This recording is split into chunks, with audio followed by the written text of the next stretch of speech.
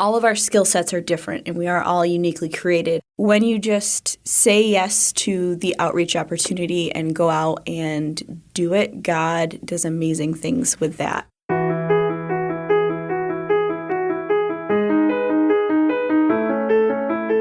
You are listening to If That Makes Sense, the Family Life Original Podcast, where we talk about what life is really like as a young adult following Jesus. My name's Tim. I'm Robbie. And I'm Becky.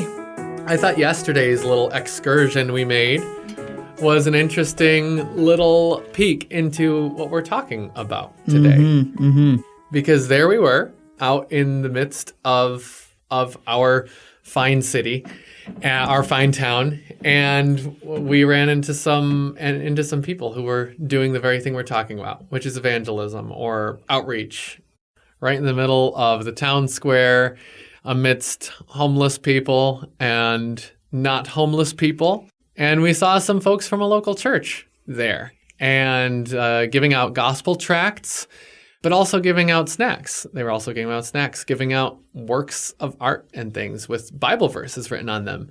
For free. For free, Oh, exactly. These paintings are free. You Yeah. can take one. Like, oh, that's super cool. Yeah, it caught my eye. I was like, well, that's a really cool looking little painting there. Yeah. You want it? Take it, they said. Yeah. Oh, wow. And they were really engaging works of art, too. It's not like just something that was thrown together. It was really neat and eye-catching. Yeah. Just there in the farmer's market. It was a cool little glimpse into what goes on in our town where the church is working, not our church, just a church, part of the global church, where the church is working and we didn't even know about it. So that was encouraging to me. Yep. And here it is, the three of us that are talking about evangelism today, or outreach, I should say. So outreach and inreach. I would say those are terms I don't know if I made up the word inreach. I'm pretty sure I've heard that before. But kind of what I mean by that is the church going out to be amongst the people, or the church calling the people to come and be with them. A ministry that happens outside of that church building, the church community, and ministry that happens when people are invited into that community. I'd say what we saw yesterday, though, was an example of outreach, the church being out amongst the people, a stone's throw away from a homeless guy sleeping on a bench. That, I'll just say right up here to start us off with a bit of honesty, that convicts me. I do more inreach. I minister to people when they get to my church.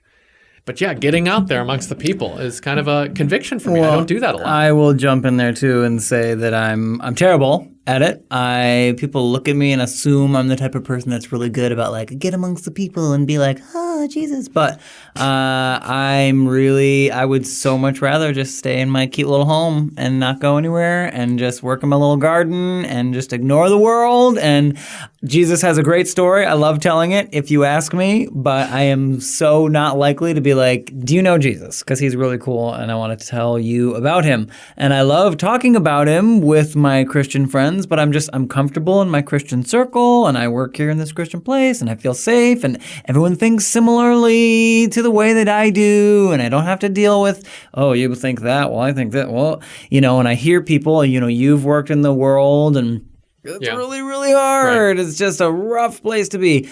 And it's like, oh, that's so hard because I'm the worst. I have that desire to share the love of Jesus, but it's really hard to do, and I would much rather just not, because it's just easier to, you come to me and ask me when you're ready, but to try to go out and reach you and find you, the outcast, it's like Jesus did, it's super hard. So whoever's listening, don't feel like this is going to be the podcast that's like, you're terrible for not doing this thing, because we're, I think, all sort of wrestling with it all, so. I think the biggest thing is the intimidation factor and the preconceived thought or judgment that I think people are going to have towards me, because if I'm being honest, before I was saved, I had it towards Christians myself. If I'm going to be out in the world and become that Jesus freak, for lack of a better word, well, all of a sudden I'm going to have a target on my back and people are going to be like, oh, you're that weirdo who tells me about Jesus. And it's like, yes, I am, but not in the way that you're thinking of it. And how do I bridge that gap between you're uncomfortable and now I'm uncomfortable, but it's just the love of Jesus that I want to share, and it's just very intimidating. I think it's cool to see how God can use the things that you're interested in as part of your outreach. So there was someone, leaving everything anonymous, who was working with a people group in a certain country on the other side of the world. And, you know, he was saying, oh, it'd be really cool if you came down. And I was like, okay, well, that's great. I'd love to. I'm just, you know, I'm not skilled at building wells and putting roofs on. Like, that just isn't me. But if you ever do anything with drama, I'm so there. Like, let me know. And then a little while later, he was like, oh, do you want to come run a drama camp here? You know, we've got lots of young people in this area that don't have that kind of thing. Do you want to come and be a part of that? And I was like, yes, I would love that. You know, because I love to travel and see the world and see different people and see different groups. And so it was really cool to go over there. Becky went with me, actually, and she helped.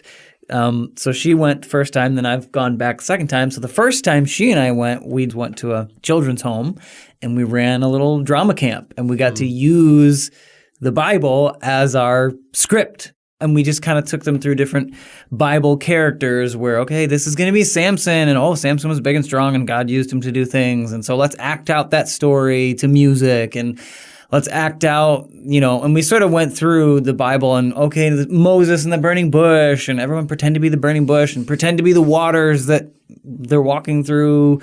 Oh, and now Jesus comes on the scene, and he comes on the donkey, and woo, and then they crucify him, and he rises from the dead, and the angel comes. And so we were able to, the course of that week, pretty much, yeah, exactly. And through the course of that week, we were able to take music and drama and combine the two and use that as our script, and then we were able to perform it with the kids in a church. And it was so cool to hear as they would move from one scene to the next, the people in the church, you know, I couldn't understand what they were saying, but they were recognizing the characters, like, oh, that's Samson, in whatever language they were using, and oh, this is, you know, David and Goliath. You know, you could see them pointing and seeing that they could see the visual. So it's even really cool when you can kind of break through a language barrier with something like drama, because even though, you know, I don't know their language, they don't really know mine, they were still able to connect with it and then ask questions about it and talk about it with the pastor, and it was really exciting. Yes. Wow. Okay. Well, I've been waiting also for this. Is Becky's fun story from that experience? Yes. I'm going to start a little bit differently, though, and start with speaking about salt, because salt is very fascinating to me because it's used for so many different things. It's used in food, it's used in cleaning, it's used to help dye fabrics, and it has so many different uses, and it's also dissolvable in water and has health benefits there. And just the fact that we are to be the salt of the earth encourages me in the fact that all of our skill sets are different, and we are all uniquely created. And my skill set isn't for building roofs or putting in wells or running drama camps or any of that type of thing. But God has uniquely wired me to do the kind of odd jobs that come with some of those things, like the behind-the-scenes things of, we need someone just to take their phone and snap pictures or press play on a video so that we can capture this and then use it to retell a story later. Or we need someone to just drive materials from point A to point B because the people at point A have the materials and the people at point B know how to use the materials, but we need someone to get it to and from. So that's kind of where my skill set more lies, is the behind the scenes and the random odd jobs, I guess you could call them. So I think of the trip that I went on along with Robbie to halfway across the world, and the amazing experience that was, because it was a lot of firsts for me. It was the first time I was going to be on a plane, and my first plane flight was 12 and a half hours long, followed by a literal run-through of the airport to catch a 5-hour flight on a semi-questionable to me plane or to reach our final destination. And that is just the beginning of so many firsts on this outreach trip, I will call it, because that's what it was. We were going there to do several different outreach types of things. And it was just really amazing and eye-opening to me that God could take my skill set and sometimes what feels like a lack of skill set because I don't have a really strong, I'm good at building wells, or I'm good at running drama camps, or I'm good at, and put your thing there. But he could use the person who was willing to just go. So I was willing to just go, and God was able to use me at different strategical points throughout that. And one of those really cool times was before we went, I very clearly made the statement that I will not teach children. I will be there to help, and I will assist, and I will, if somebody starts a fight, I'll go sit between them, all of those kind of behind-the-scenes things. But I'm very uncomfortable. Out of all the first things, that was something I was not going to do. Well, of course, God having the sense of humor that he does, unfortunately, Robbie and our other teammate, Jessica, both got very ill on a Sunday morning. And they both were supposed to teach 2 separate children's church age groups. So it very quickly became one group of 40-ish kids in a room led by me through a translator. Not just you got to cover for a class. Nope.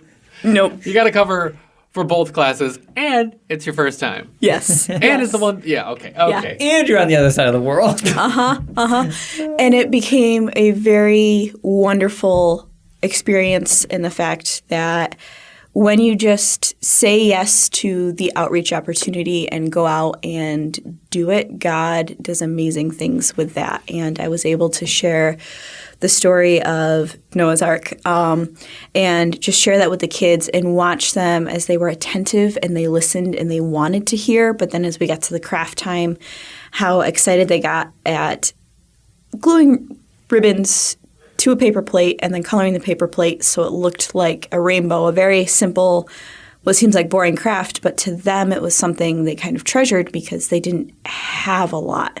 So it's neat to see how God works in you when you're willing to go into the outreach, but how God also then accomplishes his purpose of the outreach. Another really cool experience I had was I got the opportunity to travel to New York City specifically for outreach, and our goal, we had several different things lined up, and so we served with I'm not sure if it's a missions organization or a group, but they go out, I think, weekly into different parts of New York City and feed people. Wow. The meals are free, and so we got to kind of transition between serving people food, helping in the back of the truck, and the scariest part of all, as people were eating, striking up a conversation and trying to share the gospel.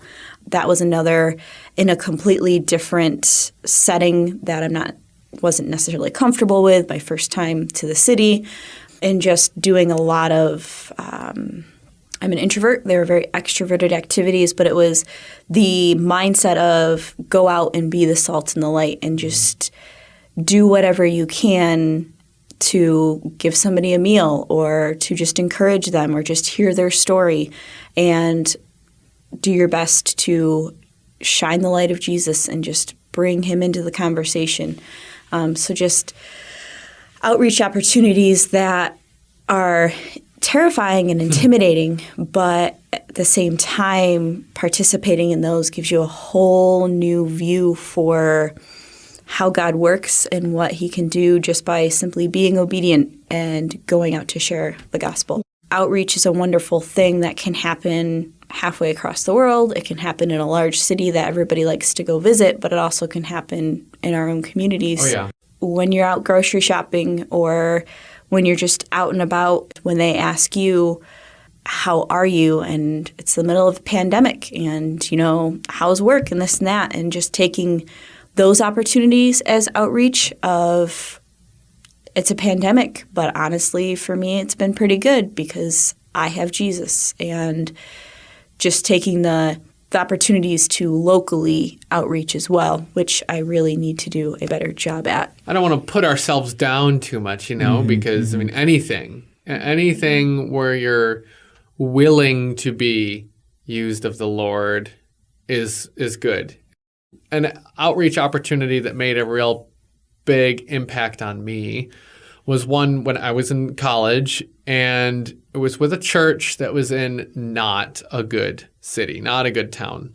And part of the church's mission there was to have this event where people would go out in pairs, similar to how the disciples did in the Gospels, into the town to pray for anybody you saw, or to rather ask anybody you saw if they would like prayer for anything. And the fun thing about that was it totally eliminated the weird ambiguity that goes along with witnessing sometimes. What I mean by that is like the not knowing, should I, shouldn't I, do I, don't I? The goal was, no, anybody you see, you just ask. Is this the best way to do it every time? I don't know. But for this thing, that's what we're doing here.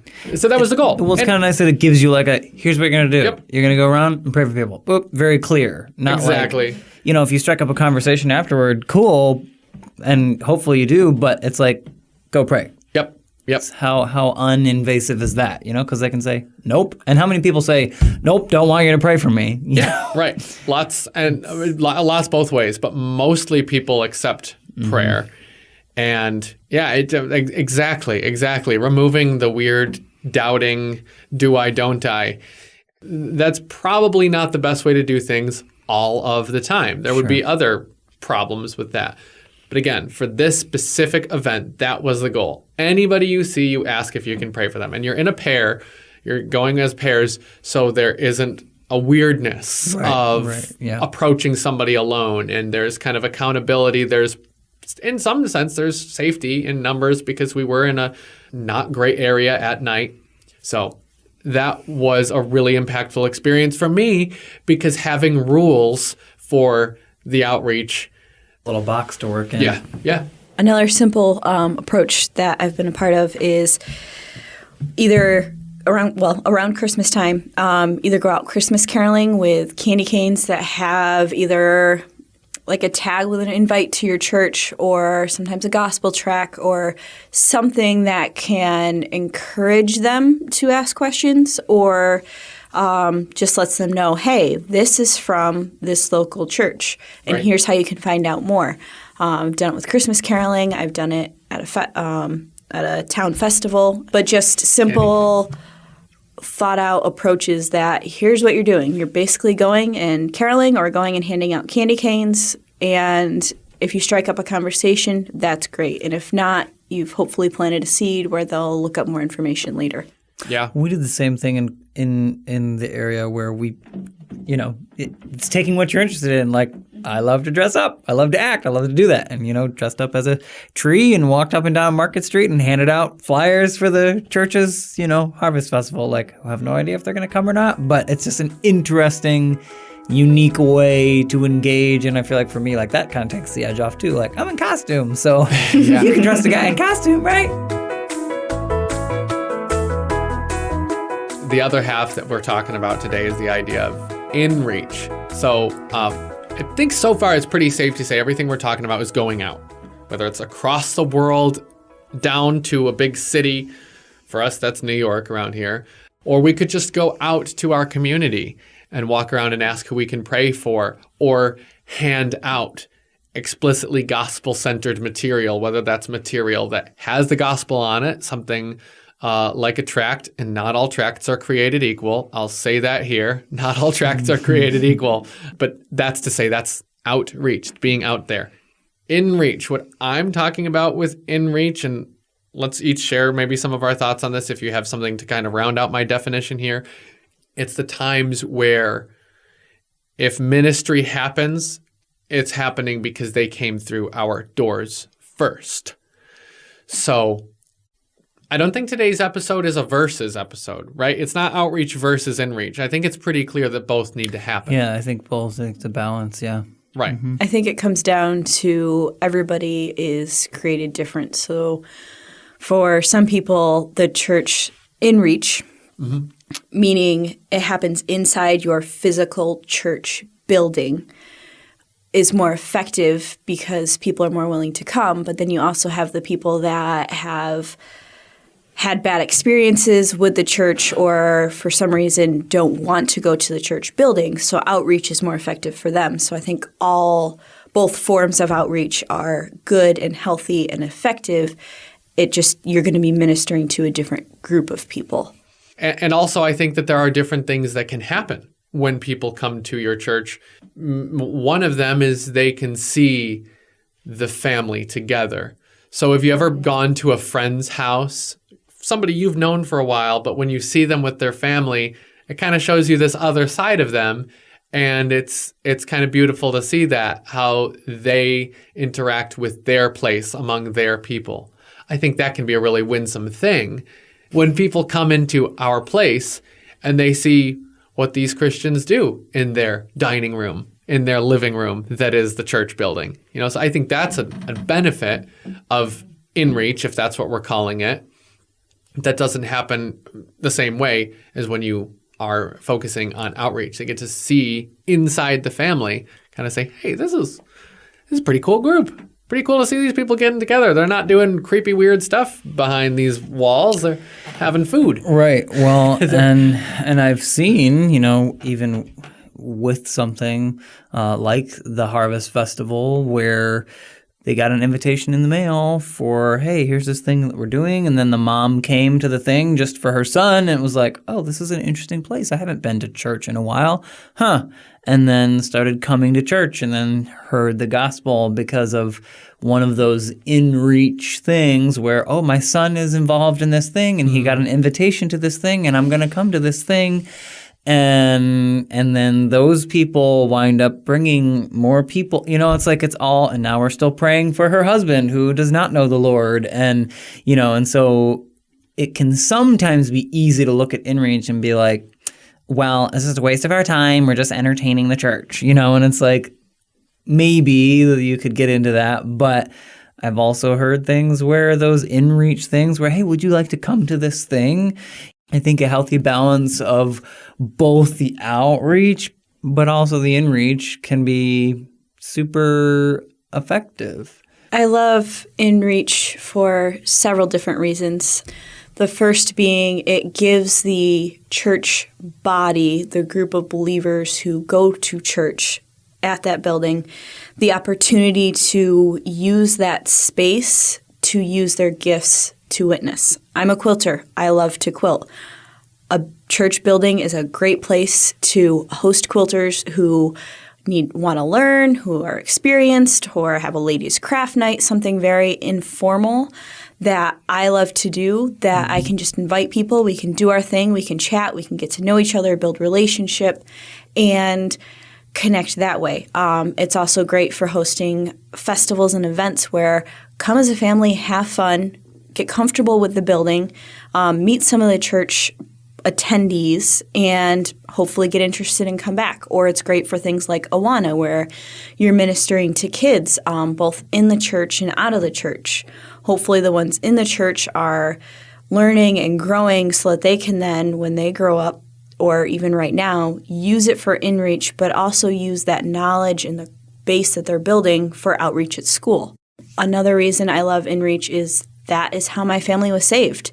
We were invited to an Awana program, and the gospel got shared. I got saved. Mm-hmm. By going to the Awana program, my siblings and I got very comfortable with the building itself, because sometimes just the building itself can be intimidating. Oh, it's Sunday school. You're supposed to go to this classroom. I don't know where that classroom is. I'm not going to ask where that classroom is. I'm just going to go home. And that kind of eliminates that because now you know the layout of the building. And then parents see their kids getting excited about it and wanting to go. And, oh, my daughter Susie's friend Jane invited her to church. She really wants to go. Let's go. And it kind of takes down that barrier there. So InReach has so many different possibilities that to me I get really excited with it because of how versatile it can be, and it's also close to my heart because that's how I got saved was through an InReach really, program. really cool. That's beautiful. So there's just so much there that gets me really excited about it. The practical aspect of that is something that would be easy to overlook, but it's human, so it makes sense that we care about spaces, the space that we're in, and we feel comfortable in a space or uncomfortable in a space. And that can make all the difference. If you're not comfortable going to the building, then there it is right there. You're not going to go to church on Sunday morning if you feel something as simple as that. So I think even just looking down to the nitty-gritty practical aspect of saying to ourselves, when we invite people into this space, we help to break down some of those what are called defeaters, the defeater arguments, like, oh, why would I choose not to do this thing? Those are defeaters. Anything that answers why I would choose not to do this. I don't feel comfortable in the building. That's a defeater. Break that down by just letting them be there and feel comfortable with it. I love that. And then also the other idea, Becky, that you mentioned that was another one I think is really cool is just the idea of using the space. God's blessed us with a space, and there are resources and opportunities that can be used effectively in that physical space that God has blessed, that His people have consecrated, that can't happen the same way somewhere else.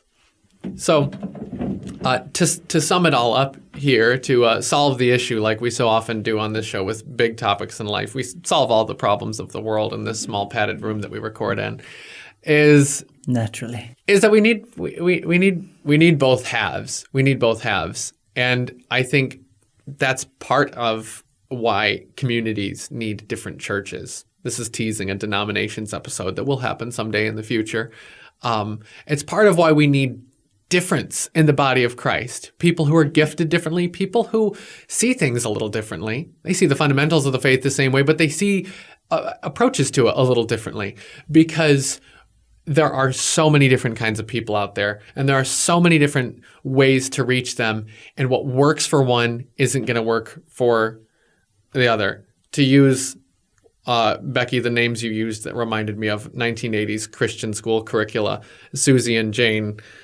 One thing's going to reach Susie, another thing's going to reach Jane. I grew up with hand-me-down homeschool curriculum books, and those were always like the names of the characters. Things, things that sounded like they were straight out of the 50s. It's probably where I got those names from. Well, you mentioned something that made my ears perk up that I've been wanting to latch onto too, which you said relationships. And I feel like that's kind of what it boils down to, relationships, because hopefully you've got this InReach program or this outreach program then to build relationships, because obviously there's multiple examples in scripture where someone stood on the temple steps and preached to the crowd and didn't know any of them and they got saved. But there's also examples of, hey, Zacchaeus, you come down, I'm going to your house today. Like, I'm going to build a relationship with you, who's a tax collector who everyone hates because you're stealing their money, and let's go have dinner. How many examples of Jesus just being in people's homes and having a meal, and if you're able to share those experiences where you can build relationships, it's just building relationships, I think, with those people, and hopefully your outreach and your InReach exist so that you can not just be like, gospel, gospel, gospel, you got saved, great, go away. But so that you can be like, oh, hey, Tim, how you doing? Oh, Becky, it's so good to see you. Do you want to come over? You know, and I feel like it's those things existing, because if you're going to be making disciples, it's that whole make disciples, not converts. I got 5 people saved today. Woo! Right. Who cares? You know, like, oh, wait, I built a relationship with someone who now wants to get deeper in with their relationship with Jesus so that they can then reach the people that they know. And now, you know, you can't be the one hero who's doing it all, but who can you outreach, InReach, reach to then have that relationship so that they then are doing that same thing.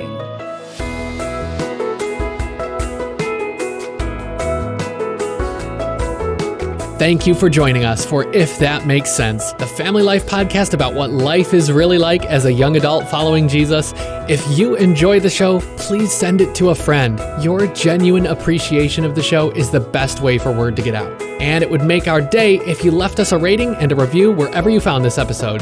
Family Life has more great original podcasts that you can check out at familylife.org/podcast. Thanks again, and we look forward to having you along for the next one.